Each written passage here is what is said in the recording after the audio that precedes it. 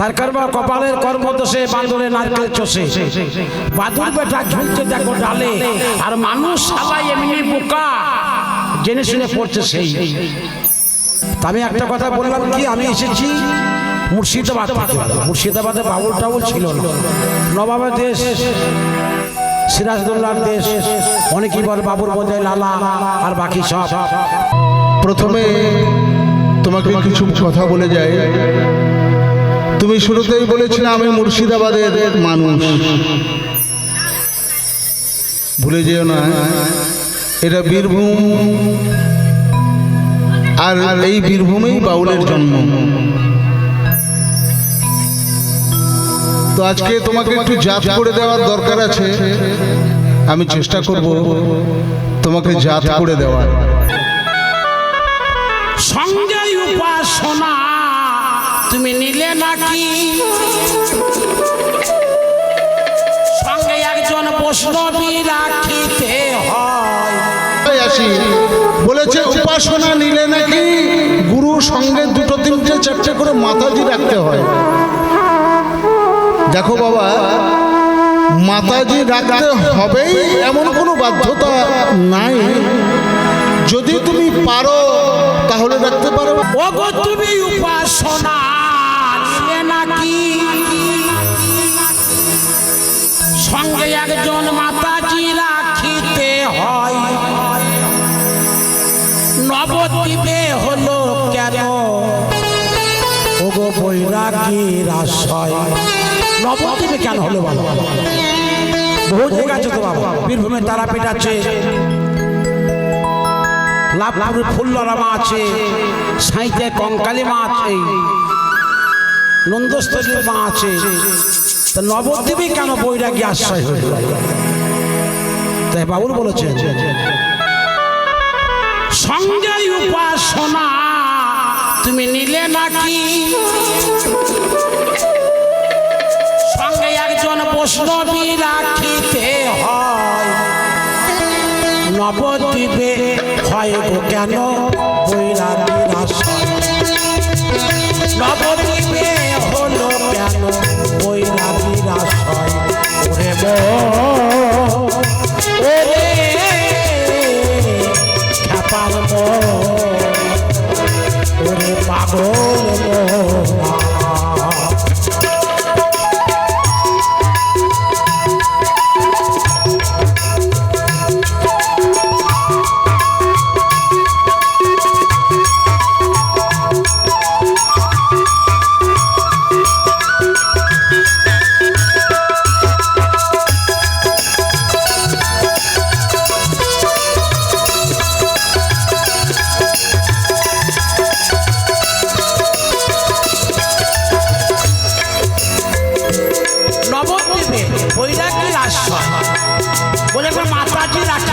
সাধন ভোজন করার জন্য আমার গোসাইয়ের পদসেবা করার জন্য তেল মাটি দিয়ে বলি। তাই কি বলছেন, কেন তারা তোর কপিন পরে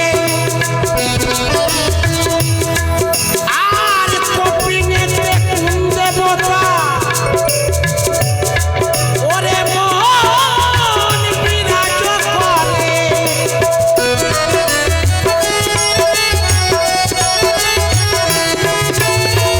কেন তারা তোর কপিন পরে? বাবা, আমরা সংসারী মানুষ, আমরা গপ গপ করে খাই আর সকাল সকাল ওখানে চলে যায়। এটা আমাদের কলির মানুষের ধর্ম। আর বৈষ্ণবে দেখবেন আমরা জাঙ্গিয়া প্যান্ট পরি, আন্ডার প্যান্ট পরি, ওনারা কপিন ব্যবস্থা কপিন। কেন তারা ডোর কপিন পরে? কপিনেতে কোন দেবতা বিরাজ করে? ব্রাহ্মণে নবকি পইতে বাবা, ব্রাহ্মণের নবদেবতা গলাতে বিরাজমান আর বৈষ্ণবের নবদেবতা পাছাতে বিরাজমান। তাই তো বাবা, বাবা খোঁজ খেলে হবে না, বুঝতে হবে। তাই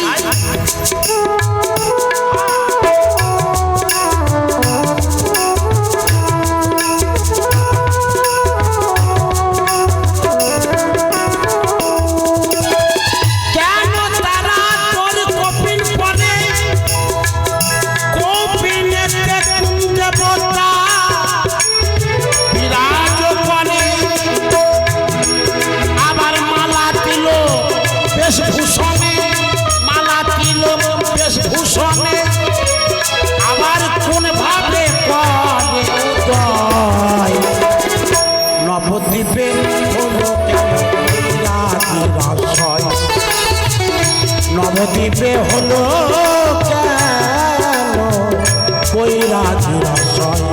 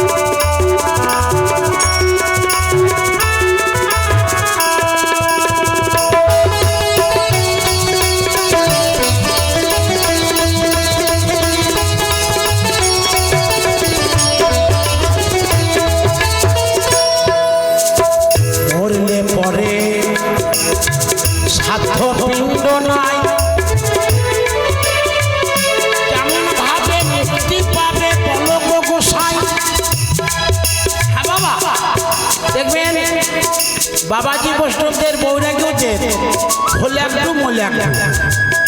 আমাদের এখন 10 দিন হয়েছে, 1 মাস ছিল, ট্রেনে ঠেসার ছিল 15 দিন ছিল। 15 দিন পরে বেটা, ছোট বেটা বলছে না 15 দিন হোক। আবার ছোট ভাই বলে না আমার চাকরি বাকরি আছে, ওই চুলদারি রেখে আমি অফিস যেতে পারবো না 10 দিন পর। আর 2 বছর পর 5 বছর পর দেখবেন আর হবে না। ওই আমরাও সব বাবাজি বৈরাগ্য হয়ে যাবো, সত্যিকারই বাবা।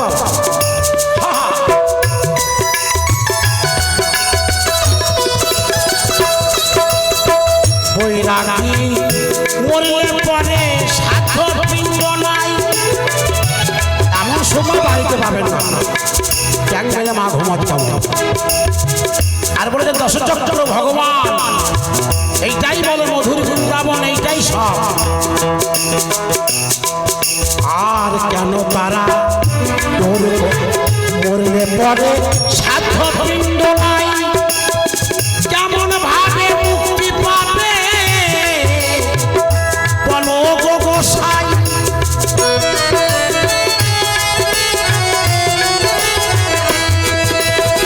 জানলে কথা বলে দিও দিনহীন কাঙালে কয়, জানলে কথা বলে দিও দিনহীন কাঙালে কয়।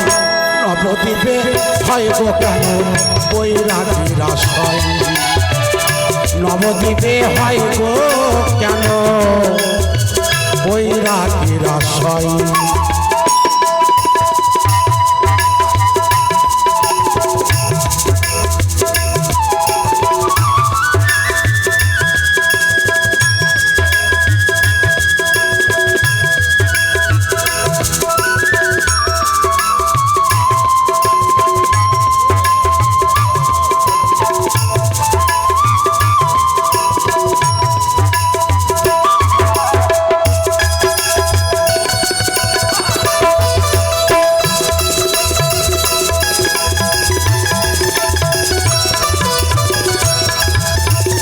বৈরাগী হয় কি নক্ষরেতে আর কি কারি কারেতে, আর কি কারেতে। আর মালা ছিল বেশভূষণে, মালা ছিল বেশভূষণে, কোন ভাবে করে উদয়। নবদ্বীপে হলো কেন বৈরাগীর আশ্রয়, নবদ্বীপে হলো কেন বৈরাগীর আশ্রয়। তারপরে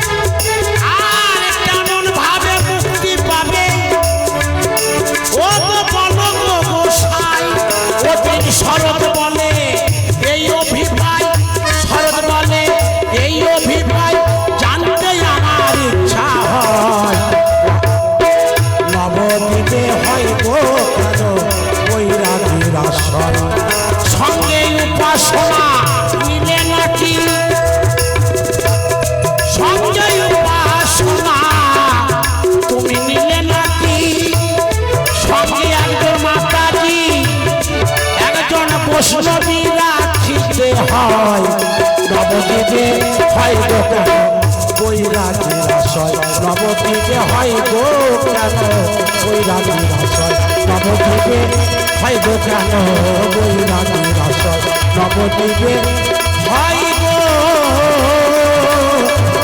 কেন ও গো বৈরাগী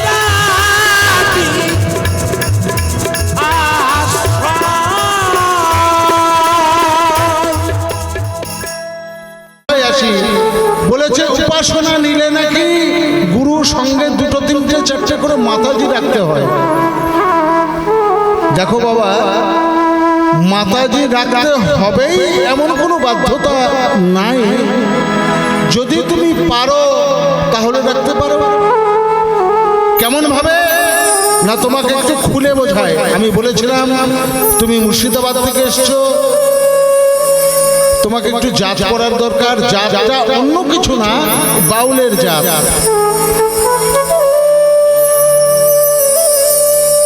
কেউ আমরা ব্যাংকে চাকরি করি ভাই, কেউ আমরা মাস্টারি চাকরি করি ভাই। ঘরে একটাই মাত্র বউ, 30 দিনের মধ্যে 25 দিন বউয়ের মুখে হাসি নাই।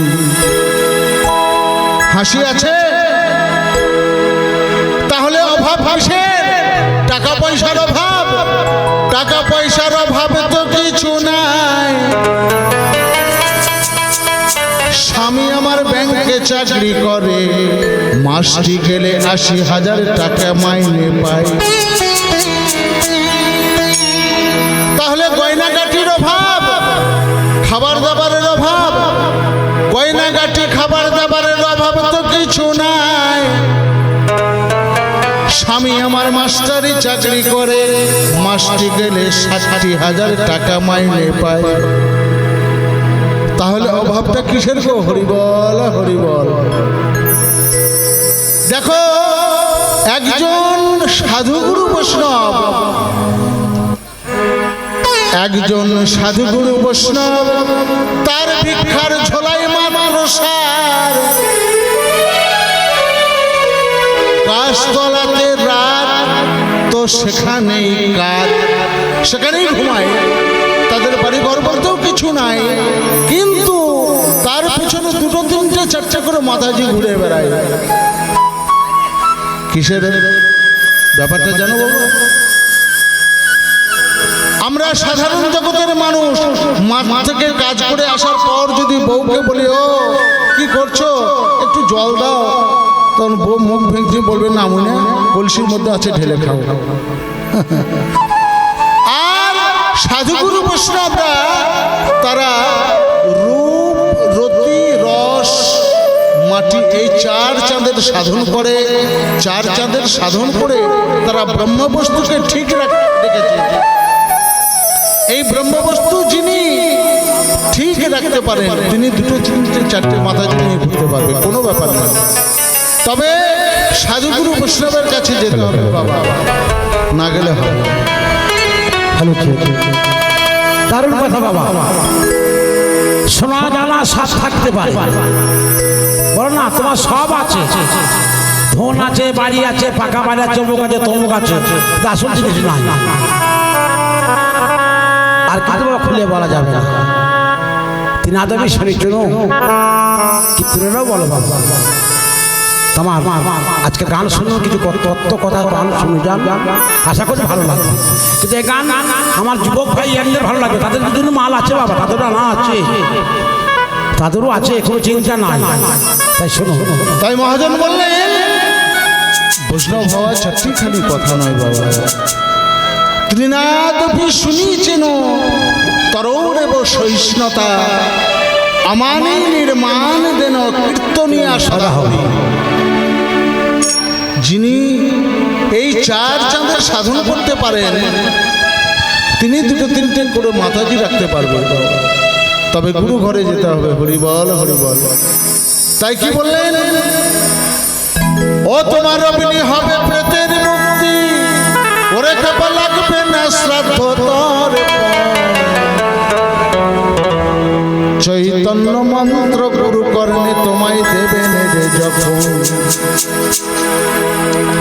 অগ্নি হবে প্রেতের মুক্তি, অগ্নি হবে প্রেতের মুক্তি, তোমার লাগবে না সাধ্য তর্ক।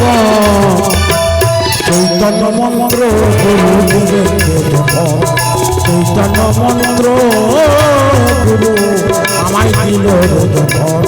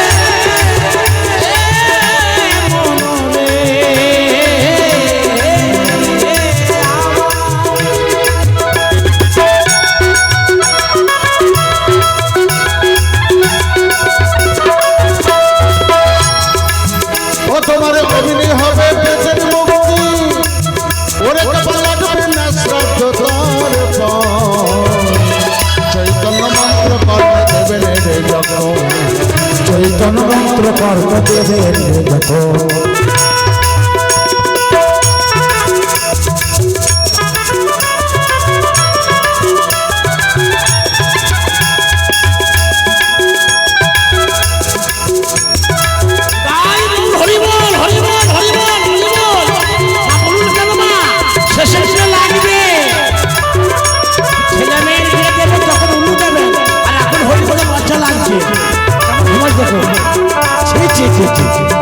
হিন্দু সমাজ ভিক্ষা লাগে বাবা।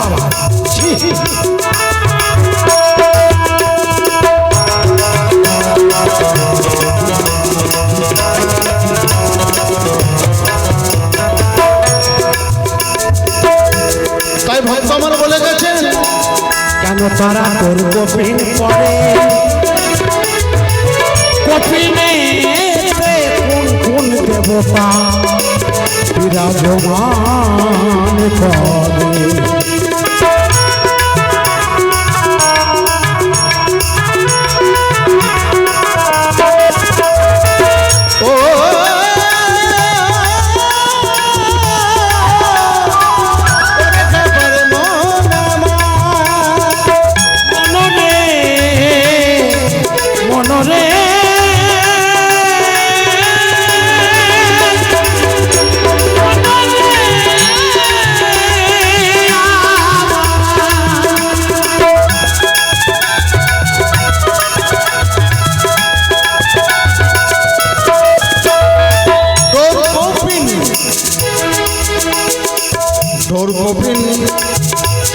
মানে মন্ত্রপুত করে তোমার ওই জায়গায় পিন মেরে দেওয়া, হরিবল হরিবল, যাতে করে ব্রহ্মবস্তু আর নিচের থেকে নেমে না আসে।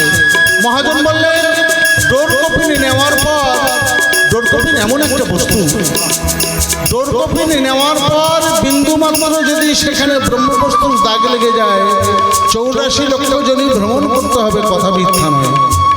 আবার মাথা মুন্ডন করতে হরিবল হরিবল। মহাজন বললেন একবার যদি আমরা রাতে নারীর কাছে অপকর্মের ফলে মরে যায়, আমাদের দেহে প্রচুর ক্ষতি হয়। এই ক্ষতিটা পূর্ণ হতে 24 দিন 6 ঘন্টা সময় লাগে, আর 10 দিন করে পরমায়ু কমে যায়।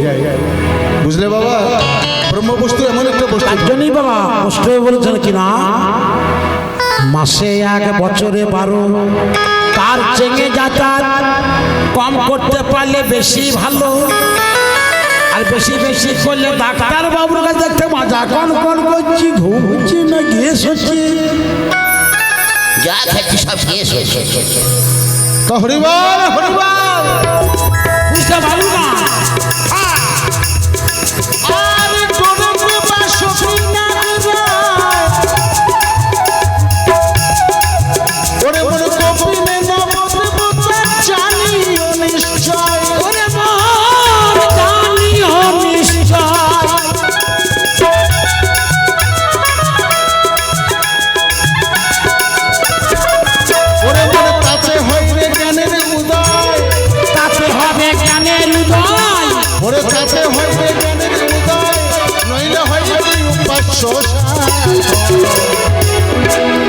চৈতন্য মন্ত্র কর্ণে দেবেন রে যখন চৈতন্য মন্ত্র কর্ণ দেবেন রে যখন চৈতন্য মন্ত্র কর্ণ আমায় দিল রে যখন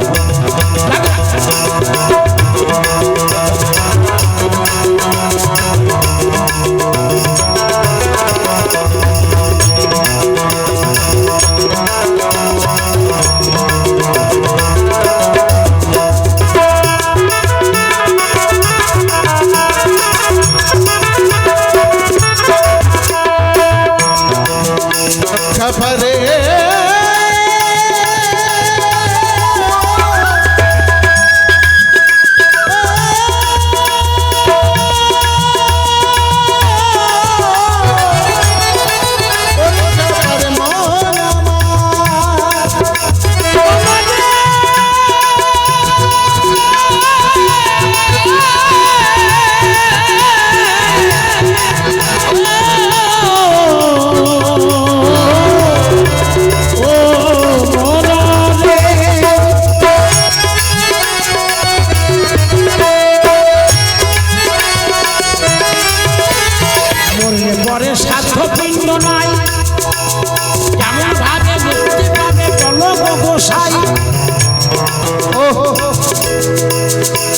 কি আমার মা ভক্ত সন্তান বাবা ভক্ত সন্তান এরা শ্রাদ্ধ তর্পণ দেয় কিন্তু সত্যিকারের কথা বলছি আমি বৈরাগীর ছেলে আমাদের কিন্তু শ্রাদ্ধ তর্পণ নাই আচ্ছা আমি আগেই বলে গেলাম একবার যদি আমরা নারীর কাছে মরে যাই আমাদের দেহের মধ্যে 60,000 থেকে 70,000 শুক্রকীট থাকে তারাও তো জীবিত তাদেরকে তো মেরে দেওয়া হচ্ছে তাদের জন্য কি অসুখ পালন করো বাবা তা করি তাহলে আগে মরা বন্ধ করো সাধুগুরু বৈষ্ণবরা মরে যায় না মারে না যার জন্য তাদের শ্রাদ্ধ তর্পণ কোনো কিছু দেওয়ার প্রয়োজন হয় না বুঝলা আর একটা কথা গোদা বাংলায় বেদ বিধি ছাড়া যা বৈরাগীর পাড়া বৈরাগীরা বেদ বিধির উপরে ধর্মকর্ম করে যেগুলো বই পুস্তকে পাওয়া যায় না এগুলো হচ্ছে গুরুমুখী বিদ্যা গুরুর কাছে নিয়ে অর্জন করতে হয় অন্য কথা পাবা না বাবা সাধনা করতে হবে তাই মহাজন বলছে আগে পোশাক আশাক করতে হবে বাবা ওরে কাপা মালাতে তুলসীতে বিরয় ওরে মনে তিলকে তেতা দশ গোপাল ওরে মন জাগ্রত যে হয় জাগ্রত হতে হয় মালাতে এই তুলসী বিরয় তিলকেতে দ্বাদশ গোপাল দেহে তখন জাগ্রত হয় ওরে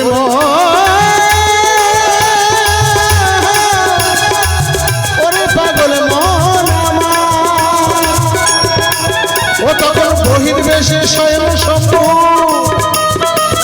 ও তখন বহির্বেশে স্বয়ং শম্ভু ওরে কপার নর নারায়ণ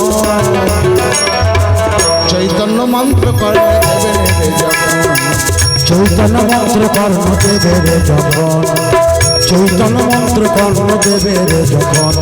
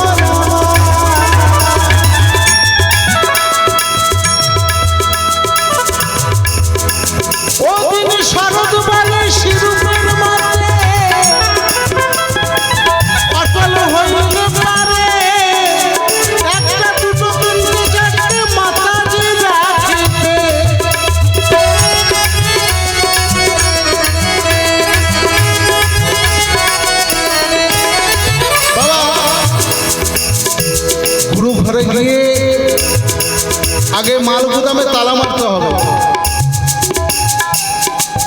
তাহলে এই তালা মারার কৌশল দেবে কে?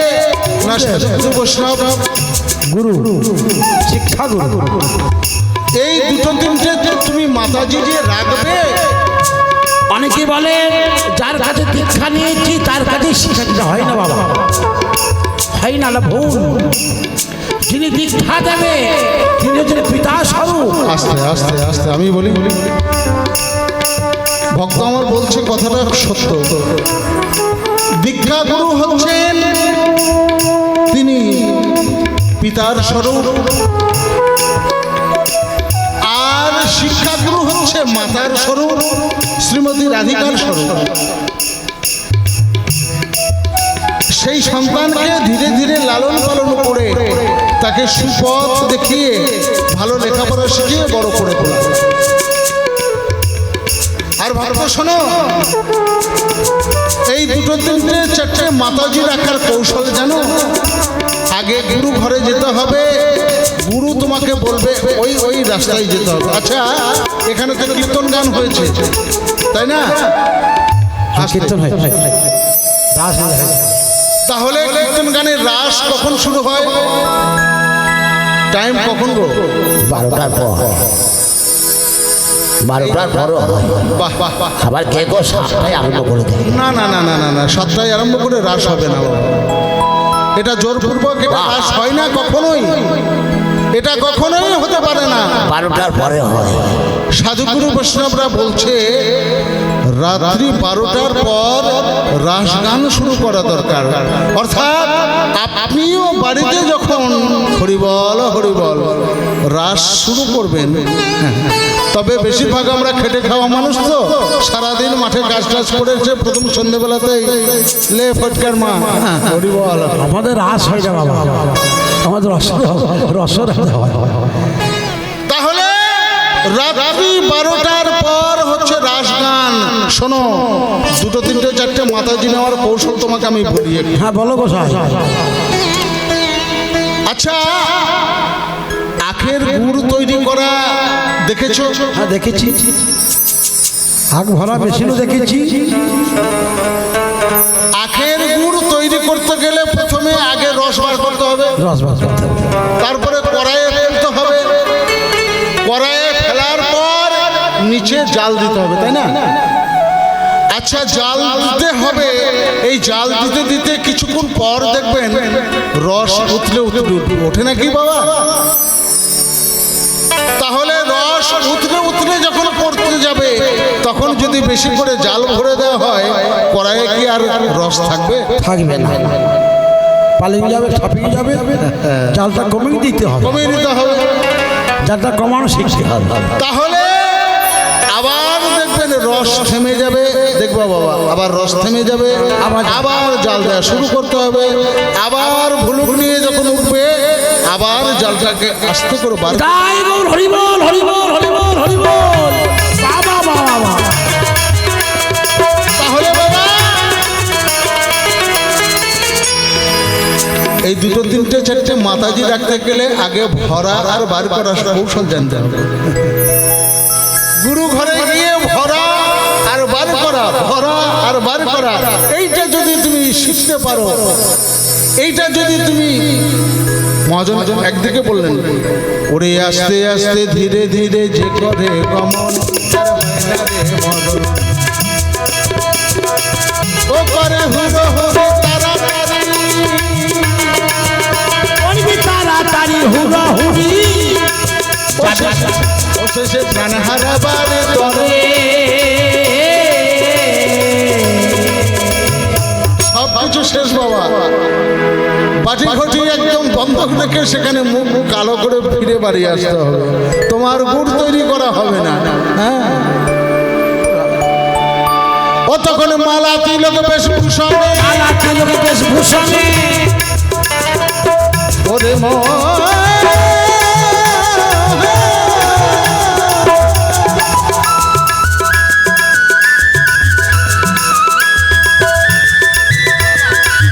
ও তখন ফেল হইলে পরীক্ষাতে, ও তখন ফেল হইলে পরীক্ষাতে, ওরে 84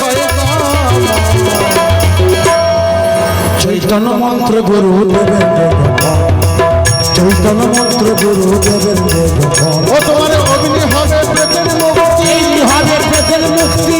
ও তোমার অগ্নি হবে প্রেতের মুক্তি, ওরে কেবল লাগবে না শ্রদ্ধ করে চৈতন্য মন্ত্র কর্ণে দেবেন রে যখন, চৈতন্য মন্ত্র কর্ণে দেবেন রে যখন, চৈতন্য মন্ত্র কর্ণ দেবেন রে যখন, চৈতন্য মন্ত্র কর্ণ দেবেন রে যখন,